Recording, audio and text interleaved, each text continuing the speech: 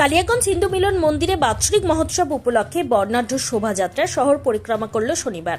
হাজারো ধর্মপ্রাণ মানুষদের নিয়ে এই শোভাযাত্রা শুরু হয় পার্বতী সুন্দরী উচ্চ বিদ্যালয় থেকে।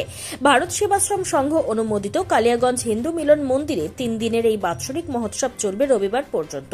কুনোর ভারত সেবাশ্রমের অধ্যক্ষ স্বামী জ্যোতির্ময়ানন্দ মহারাজের নেতৃত্বে এই শোভাযাত্রায় পা মেলান রায়গঞ্জের সাংসদ কার্তিক চন্দ্রপাল, পুরপ্রধান রামনিবাস সাহা, পঞ্চায়েত সমিতির সভাপতি হিরণময় সরকার, জেলা পরিষদের পূর্ত কর্মাধ্যক্ষ নিতাই বৈশ্যর মতো বহু বিশিষ্টজন। কালিয়াগঞ্জ হিন্দু মিলন মন্দিরে বাৎসরিক মহোৎসব শুরু হয়েছে শুক্রবার। আন্দামান, কলকাতা সহ বাংলার নানা প্রান্তের ভারত সেবাশ্রম সংঘের স্বামীজিরা এই মহোৎসবে অংশগ্রহণ করেছেন। শনিবার দুপুরে শোভাযাত্রার পাশাপাশি ভারত সেবাশ্রম সংঘের প্রতিষ্ঠাতা আচার্য প্রণবানন্দ মহারাজের অভিষেক ও পূজা আরতি ছিল। সন্ধ্যায় আচার্য বরণ সহ নানা অনুষ্ঠান ছিল।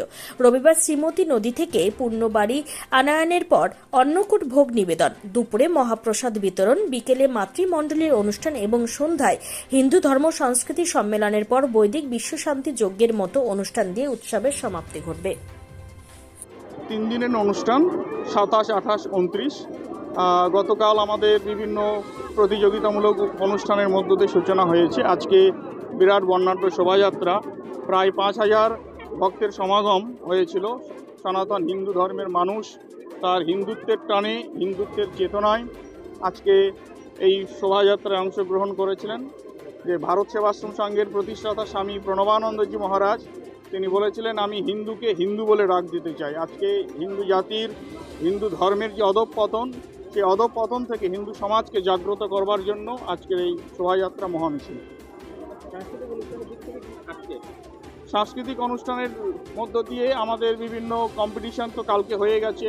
আজকে আমাদের সন্ধ্যাবেলা আমাদের স্থানীয় শিল্পীরা তারা সঙ্গীত পরিবেশন করবে, নৃত্য পরিবেশন করবে।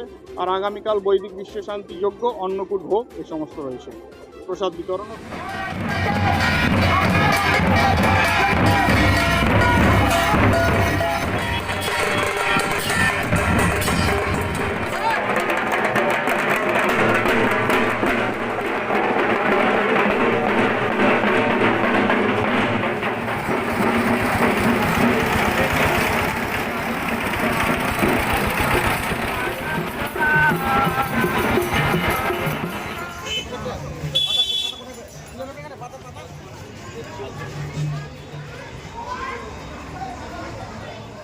নিজস্ব সংবাদদাতা, খবর কালিয়াগঞ্জ।